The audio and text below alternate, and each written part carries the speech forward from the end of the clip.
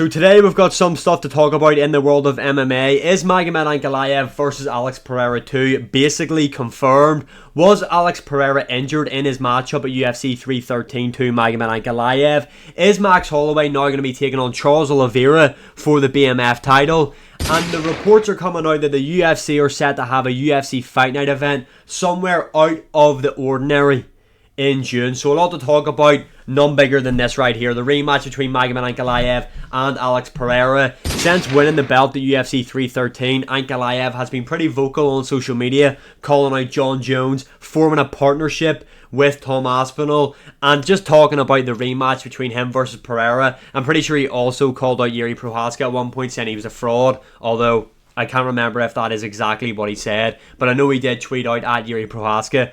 This is the fight to make. It has to be made next. When you look at the UFC's light heavyweight division, what else is there? Jiří Procházka? No. Pereira, 3 title defenses in that division. 3 title defenses, all by way of KO as well. He's clearly the next best guy in the division. Their first fight was really close as well. I know some people scored a 4-1 personally. I don't see how you get to a 4-1 scorecard. For me, it was 3-2 and it came down to 1 round, which is round 3. I've spoke about that till the fucking death, so I'm not going to waste any more time talking about that. But Ankalaev, I didn't realise this guy was fucking Ice Cube. Hashtag no Vaseline. But he says, August please. Hashtag no Vaseline. Obviously referring to Ankalaev's corner, saying that Pereira was like covered up in Vaseline, and that's why Ankalaev couldn't score takedowns on him. Bizarre, but we've heard some shit like that before. August, I think it makes sense. It gives Pereira enough time to regroup and heal up any injuries if he did have any injuries, because this report right here came out. Let me move the screen. Pereira fought with a broken hand and an infection. So that's a report that's coming out.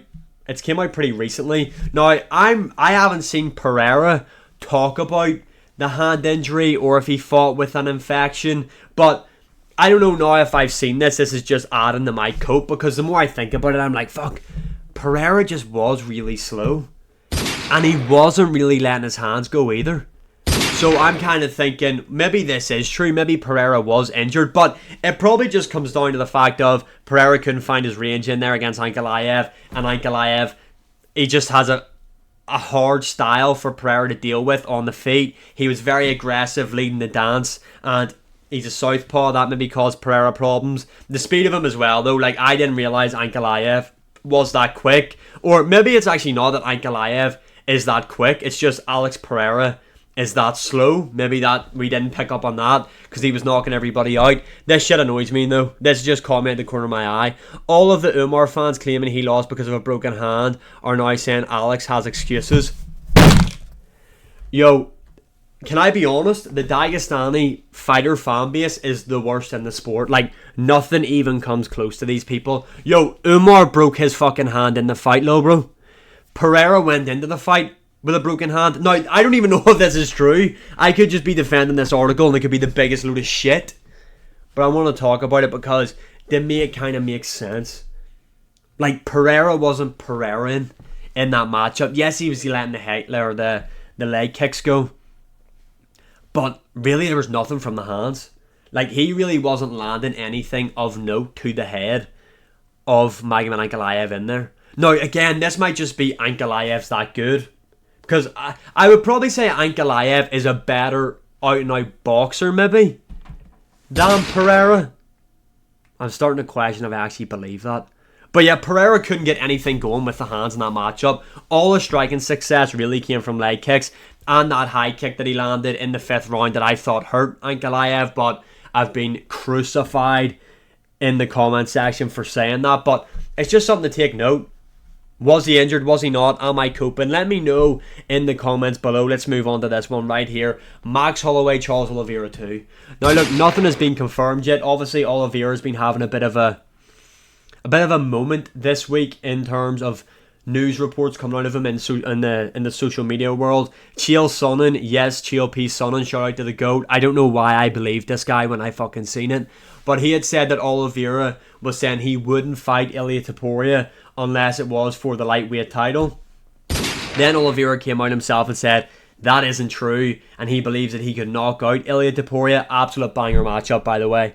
But then he said this: having the BMF title is the only thing that is missing in his career. And these two, like, I think Max Holloway, Oliveira 2 could probably headline its own card. To be honest, I really think it could, because these are two of the biggest names in the sport today. They've got two die-hard fan bases. Their styles are just going to gel really well. There's history there, but it's not as if their fight happened like pretty recently. You know, it would happen years ago in a different division. They're both lightweights now.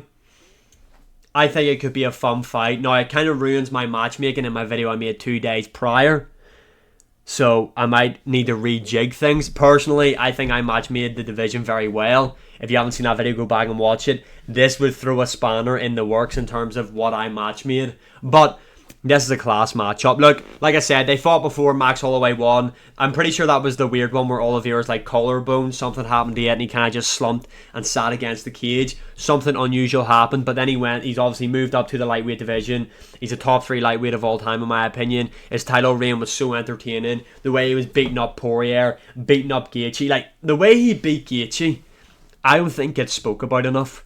Like, I know he was dropped in there, but he hit Gaethje with that fucking right hand. Absolutely smoked him with the right hand, took his back right away and submitted him. Now, obviously, since his title reign, he's won one, he's lost one, now he's won one again. Obviously, Max Holloway is coming off the loss to Ilia Topuria as well, but that was in the featherweight division. But before that, he did knock out Justin Gaethje for the BMF title at UFC 300 in the dying seconds of the matchup. By the way, Justin Gaethje Max Holloway might be one of the most overhyped fights ever, in my opinion. Like, don't get me wrong, the knockout was cool.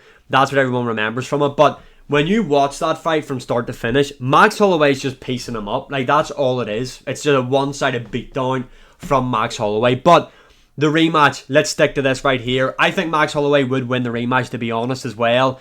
Now, there is the thing of Max Holloway's chin has finally been cracked. Is that him done? Is he cooked? Who knows?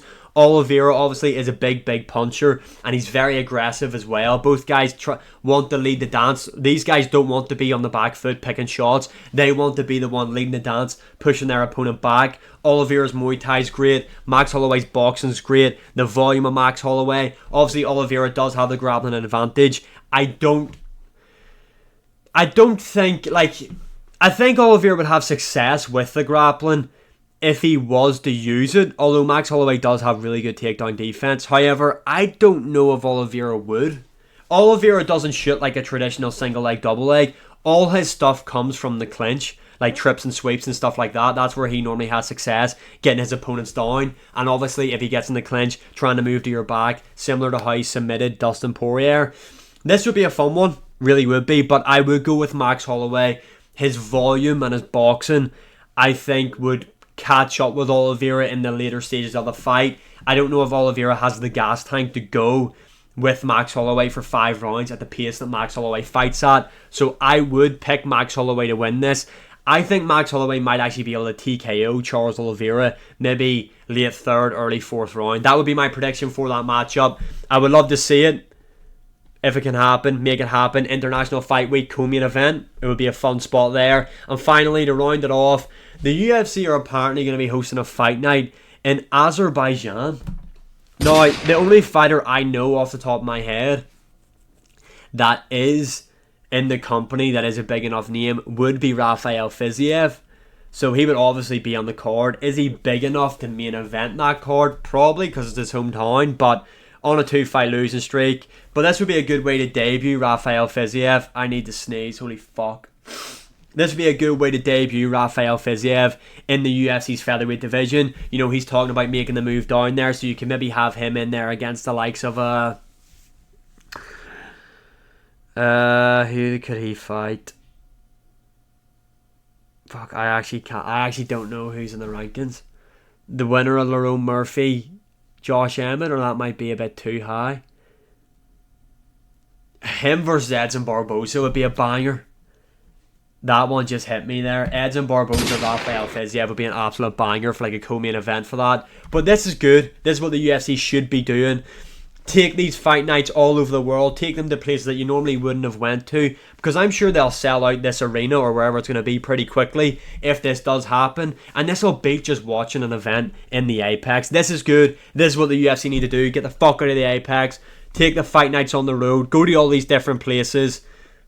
I think it's perfect. But yeah, let me know your opinions in the comments below. Who do you think wins the Pereira rematch if it happens? Was Pereira injured? Does Max Holloway, Charles Oliveira happen too? If it does, who wins? And what do you think of this? Who main events this card? Like, share, subscribe, comment. I am going to UFC Fight Night London tomorrow, so I am going to try and do a vlog if possible. I'm going to film it tomorrow and try and post it tomorrow night, so stay tuned for that. Let me know what you think in the comments below, and as always, I'll see you again in the next one.